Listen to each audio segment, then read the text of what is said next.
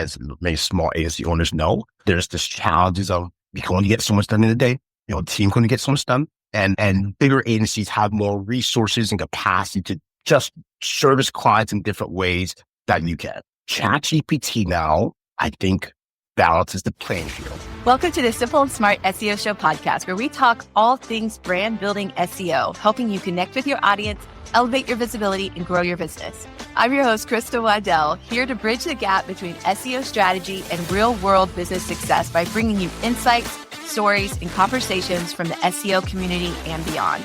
Whether you're an entrepreneur, marketer, or SEO enthusiast, this is your place to learn, share, and build a brand that stands out. So grab a coffee or your favorite tea, and let's dive into smarter SEO for your business. Welcome back to the Simple and Smart SEO Show podcast. I'm so excited to be here with a new buddy I met at BrightonSEO. His name is David Green. He is from Toronto, and he is the founder of Devs Love. I wanted to pick his brain all about Google Ads. So David, thank you so much for being here. Welcome to the Simple and Smart SEO Show podcast. Thank you for having me, Crystal. I'm excited to have a chat today. And I told you when we met in San Diego, you remind me of my cousin Marlon. And my cousin Marlon, every once in a while, listens to the show. So I'm going to have to quiz him and say, hey, did you hear David? Because he laughs just like you. You had mentioned in our pre-chat that from reflecting on your planning for next year, this is a huge time of disruption, a time to take a sobering look at our business. So not to start us off on a down note, but I was hoping you could just explain that real quick before we got started. Yeah. So this came out of a strategic retreat that myself and another agency owner, Austin Becker, did. And we have done this for 3 years now. This is our third year. And we just really looked back at what we did last year. So you look at our notes, you look at all our plans we had, things we didn't execute on, and we just look back and we try to take that and bring it into this year. And it was crazy to see that AI was not mentioned once in any of our planned notes from last year, September. That means September 2023 to now November 2024. That's 14 months. And it wasn't even on our radar, AI. And this also echoes things I've heard from keynotes at the conference, as well as other sessions. I think we are in major times of disruption. That's an effect of when smartphones came along, it just changes how people buy now, social media, those type of big changes. I think we're in one right now. And that's exciting, but also a little nerve-wracking because, it's to create a lot of uncertainty and you have to figure out how to deal with that uncertainty, such as life. So those are some of my thoughts on that. Okay. I'd love to follow up with that. But first, I want to know, your company, Devs Love. Yeah. How did you come about founding that company and what do you do there? Yeah, good question. So I was in sales corporate until about 2016. And during that time, I taught myself how to write code and decided I want to go out on my own. And then just quit my job. But I wrote thousands and thousands of lines of code and built websites and just tried to find anybody that would pay me a nickel to do anything to get experience. At the same time, I learned about digital marketing and specifically Google Ads. And as time progressed and I developed a bit more skills, I really just enjoyed the paid ad space as a whole. So it's Google Ads was the main driver, Microsoft Ads, LinkedIn Ads we've expanded into as well. But I enjoyed paid ads. I enjoyed the psychology of seeing people making buying decisions based on your campaigns you put out. I found that fascinating. So I decided to plant my flag there.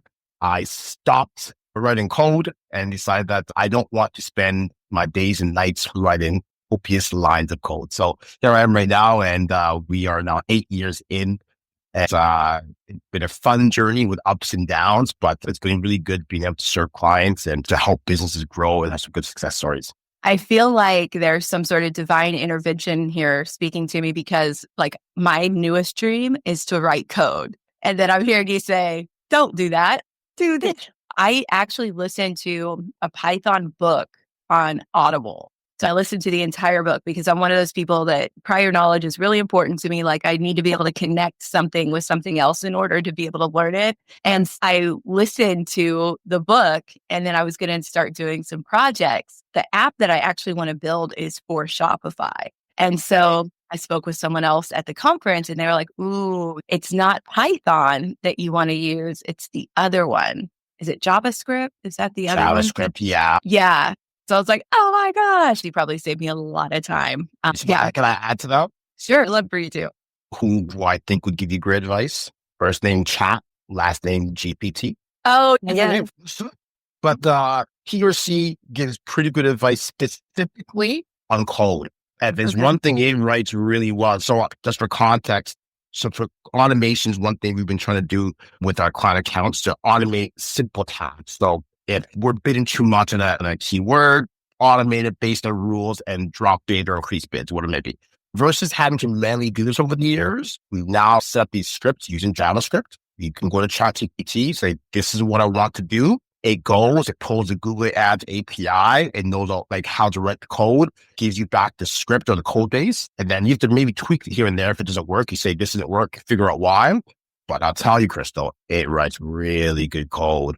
And if you tell what you want to do, it'll help you a lot. That's my food for thought. You know what? I didn't think about giving those perspectives to chat and then seeing what the feedback would be. But you're right. Speed up the process. I'm all about iteration. So yes, I hear you, David. Thank you so much. I'm receiving the downloads. Okay. So what about your experience at Brighton really stood out to you? Because I know that you went to the hero conference side, whereas I was SEO side.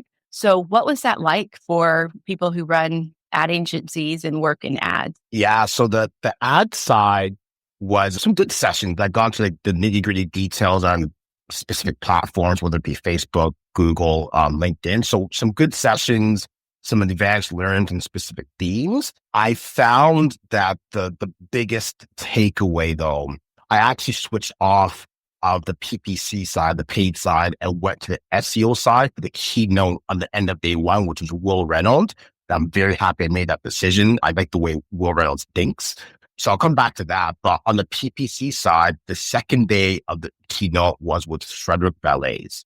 So Frederick Valais, he was, I don't know, like 24th employee at Google. He's one of the first guys who helped Google Ads launch out of Google like 20 years ago.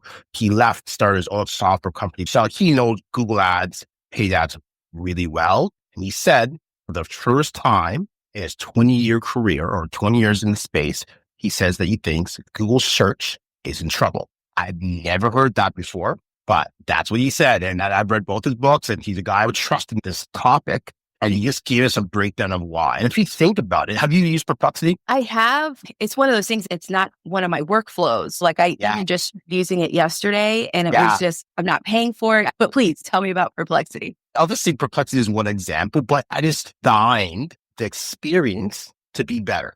It's a different workflow right now, and I appreciate that. But I find myself now going, do I want to go to search for this question, or I want to go to Perplexity?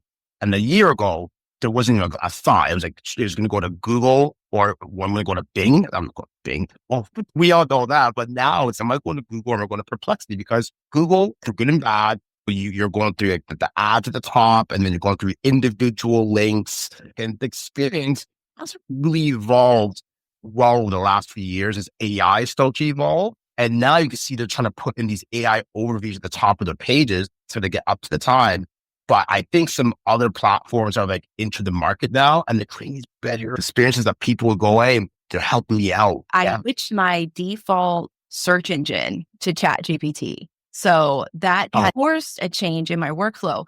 But sometimes chat reminds me of SEO, where it like over delivers information. Say I want a stopwatch. I use stopwatches a lot to track my time for clients. So like I Google stopwatch, and I'm so used to that Google stopwatch is popping up, and that's what I want. But then here comes online dash stopwatch with a long definition of what it is, and then a link to it so I can click it. But I find myself then going google.com because I'm like, oh yeah, I know where to find certain things with Google. So I think that's something that you have to overcome. Interesting. So you're saying you're looking for a stopwatch, like literally not to buy a physical one. You're saying the function of stopwatch, a timer.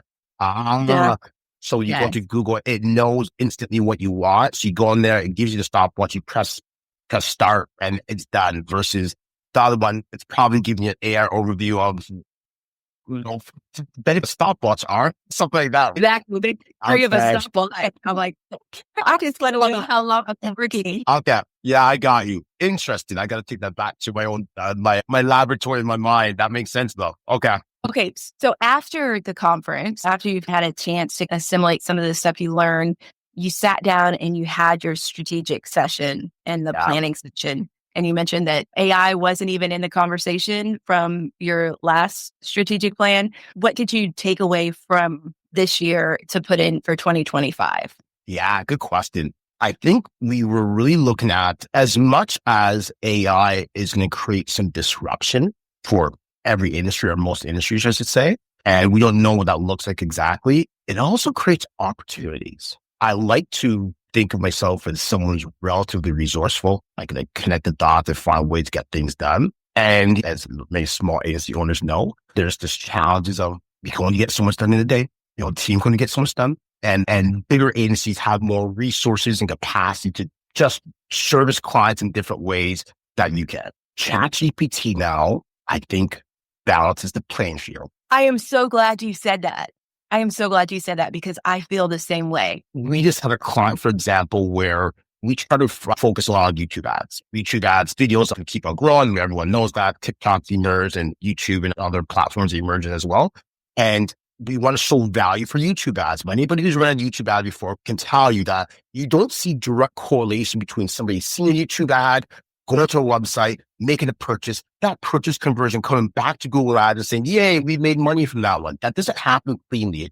It's more of an upper funnel play. Someone sees it, we build some awareness, we target it for a while. They might buy a month down the line. You never know. But what we can track is data in terms of, does that brand search impressions go up? So if you start running large amounts of YouTube ads, and all of a sudden that brand, ABC brand, now is getting searched in Google a lot more frequently than they were 3 months ago, we can assume that to some degree certainty that YouTube ads impacted that. But now I could take literally data from Google Ads, I give it to ChatGPT and go, can you find correlations between these two things? And it came back and goes, yes, we can, or no, we can't. I go back to a client going, hey, here's the data. And my brain, or no one can compute this that easily at all. We can't. But I can now give it to a system, and within minutes, it can give me data that can bring value back to our clients. So that's just one example. It's a bunch of other ones, but it's just the ability to demonstrate and test things out a little faster and plan a bit more effectively for clients. How about you?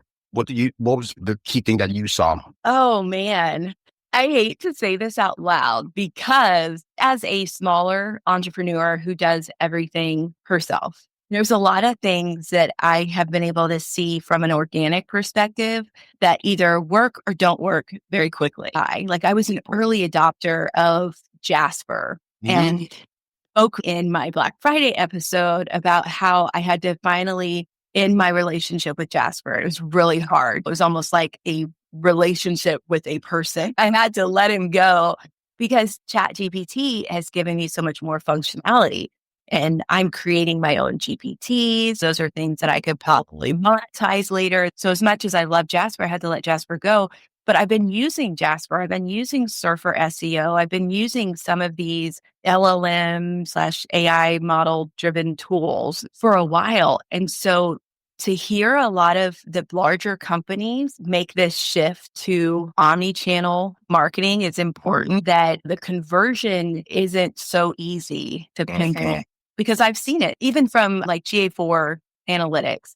I love it for e-commerce. A lot of people have really given it like a bad rap or whatever. For my purposes, which are very narrow in scope, it's been great because I get these insights that say, hey, it takes 6 touch points before you get a conversion. And this percentage of your conversions were driven by organic search. There's different things that I'm doing that I'm actually seeing the success of, or at least a path to say, oh, okay, 6 conversions. Where are these people coming from? So ads definitely, I feel like, is a missing opportunity for my business personally. And I feel like a lot of entrepreneurs, but for me, the big takeaway was just, yeah. And I think for bigger companies, it's so much more difficult to change strategies and direction when you've been doing certain things in a commoditized way for so long. And it's now, okay, how are we going to shift this? I think you're spot on the omni-channel piece. I think the old days of that, almost a clean funnel where it was like, hey, person sees brand, they warm up to brand, they purchase, the 7 touch points. I think all those things still apply, but the landscape changed so much now. And like you said, omni-channel is so important where I don't think you can, as confidently, be overly reliant on just Google or just paid ads or just paid social. I think you have to start experimenting with different channels, different verticals, but it could be Reddit ads now. It could be Perplexity ads will be at some point, so I think just being open to changing times, as you just said, I think is going to be important. And bigger companies are going to have challenges to that, but they also have the resources they want to, right? So with a lot of larger companies, first, they're so disconnected from that end consumer. This is just such an important time to stay close to your customer and customer service agents. If you have a company that actually has a department with customer service, and that would be who I would be talking to on a daily basis, because it's like, what are you guys seeing? What are you guys hearing? And how can we integrate that into our workflows? Because that's how you're going to make the transition. You've got to experience the technology as your customers experience it, and then you understand how to reach them better. I agree with you so much that you on the head with just people have gotten so consumed with. Even in my space, it's like keywords and trying to make sure the right keywords align with the right person, what they're looking for. And we've taken some of the just pure human experience out of a lot of this. And Will does a really good job at that. I've seen him over the years just speak on different themes on these lines. And I like the way he thinks. And it's like this bigger picture. And if you could think bigger picture about like, how does this human interact with your business, your brand? These interactions are going to matter more and more because I think we're craving that. We don't even know it yet, but we're craving that. We're craving more of those human interactions, not robots or somebody giving me a corporate script back as to what they can do. Have these software companies changing their pricing and the way they communicate? And it's like, come on, I can understand it, but don't lie to me. So anyways, I just think the human touch, like you said, is huge. And if we're venting about software companies for a second, one of my favorite software companies, I'm not going to mention who they are, they had a product that was great for their audience. And then they saw a shift in the market and shifted their offer. They're missing it because I told them, I said, hey, look, I have these client accounts. I don't manage their social media. I manage one thing, that's their Pinterest account. I need more Pinterest accounts. And their response back, it was a human, which I appreciate, but it was, hey, we sell these in whatever they call like profile packs. And I'm like, I need you to listen to me. I don't want that. Sell me this. I will buy. But guess what? I'm now looking somewhere else for this product. I just need an account for Pinterest. And they're like dead set. Like, we are going to offer what this other company is already giving you. And that's what we want to offer too. And I'm like, they're missing a piece. But guess what? As soon as they get that piece, I'm moving. So I think that's going to be really important for tech companies moving forward. Yeah, I agree with you. I echo everything you're saying. I think the tech companies get consumed or they get bought by another company or they merge. I don't know if you've seen that. Sometimes when that happens, the good old days when they were small and like agile, they cared. They lose their identity. It's like when you have such a passionate group of core users, that's so important. Thanks for joining us today. This is part 1 of 2 of my conversation with David Green, owner of the Devs Love agency, and he'll be back in the next episode to talk all about Google Ads for small business. See you then.